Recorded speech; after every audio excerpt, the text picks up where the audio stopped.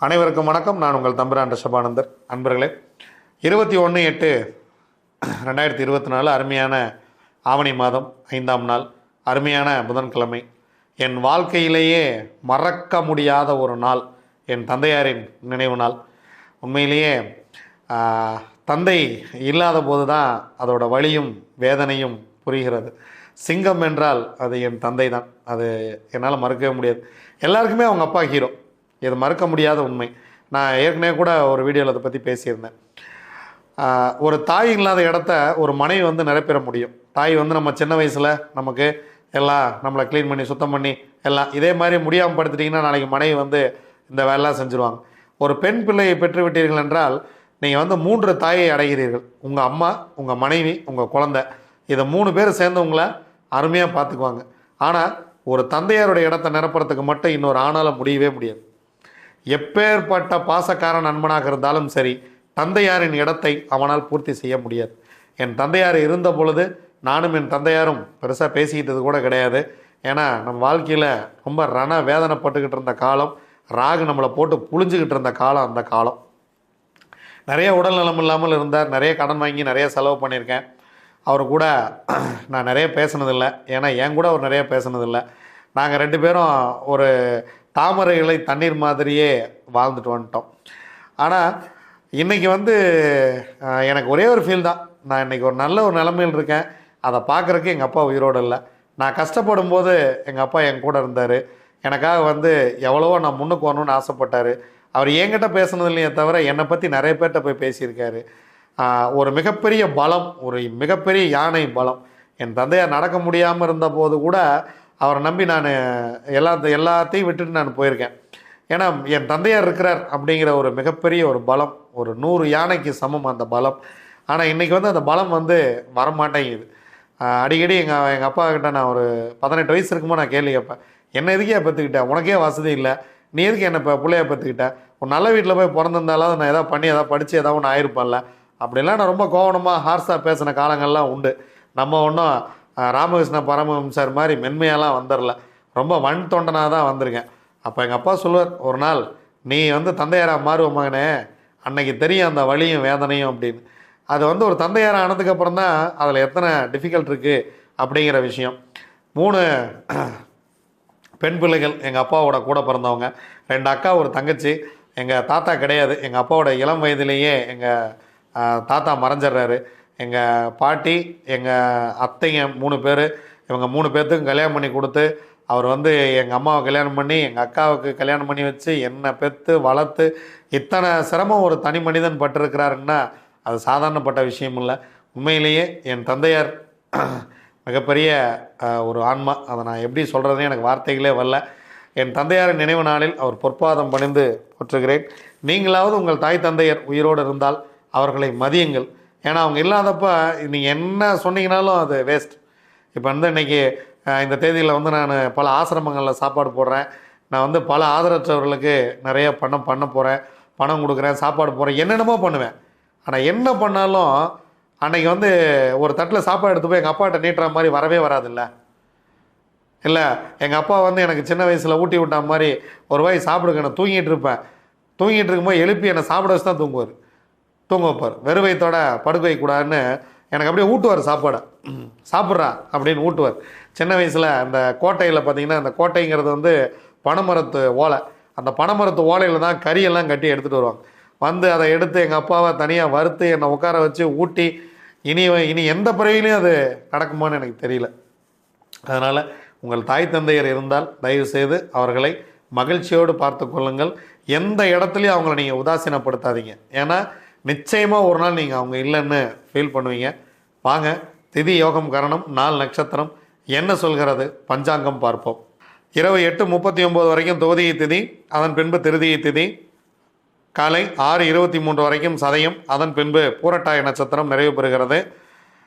அதிகாலை 12:16 வரைக்கும் அதிகண்டம் நாமயோகம், அதன் பின்பு இரவு 9:18 வரைக்கும் சுகர்மம் நாமயோகம் இருக்கிறது. சுகர்மம் நாமயோகத்துக்கு யோகாதிபதி நட்சத்திரம் சித்திரை, யோகாதிபதி செவ்வாய், அவயோக நட்சத்திரம் அஸ்வினி, அவயோகி கேது. அதன் பின்பு திருதி நாமயோகம்.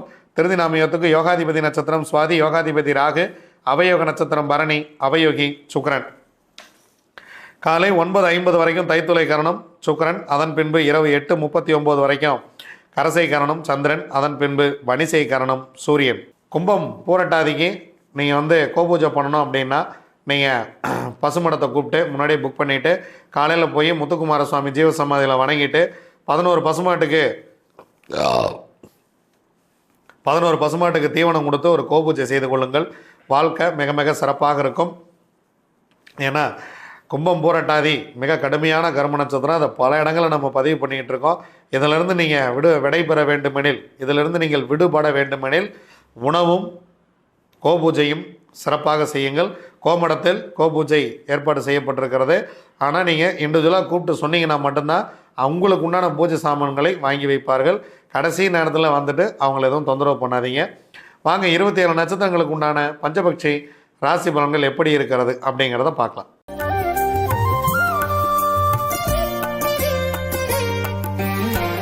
அஸ்வினி, பரணி, கார்த்திகை, ரோகிணி, மிருகசீரிசம் உங்களுடைய பக்ஷி வல்லூர். முதல் 2 ஜாமமே உங்களுக்கு சிறப்பாக இல்லை. முக்கியமான வேலை இருந்தால் காலையில் 3ஆம் ஜாமத்தில் பார்த்துக்கலாம். நீங்கள் ரெகுலராக செய்கிற வேலையை மட்டும் இதில் செய்யுங்க. 3ஆம் ஜாமம் உங்களுக்கு 100% காரிய வெற்றி. முக்கியமான வேலை இருந்தால் இந்த நேரத்தில் செய்து கொள்ளுங்கள். 4ஆம் ஜாமம் நடை 50% காரிய வெற்றி. 5ஆம் ஜாமம் ஊன் 75% காரிய வெற்றி. மாலை நேரம் சிறப்பாக இருக்கிறது. 6ஆம் ஜாமம் உங்கள் பறவை துயில் 25% காரிய வெற்றி. 7ஆம் ஜாமம் உங்கள் பறவை நடை 50% காரிய வெற்றி. 8ஆம் ஜாமம் உங்கள் பறவை சிறப்பாக இல்லை. அதனால் முக்கியமான வேலை தான் அடுத்த ஜாமத்தில் பார்த்துக்கலாம்.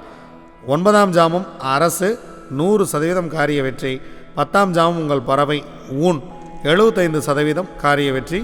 பிரம்ம முகூர்த்தத்தில் நீங்கள் செய்யக்கூடிய வேலை ஒரு மிகப்பெரிய ஒரு வெற்றியை உங்களுக்கு கொடுத்துரும்.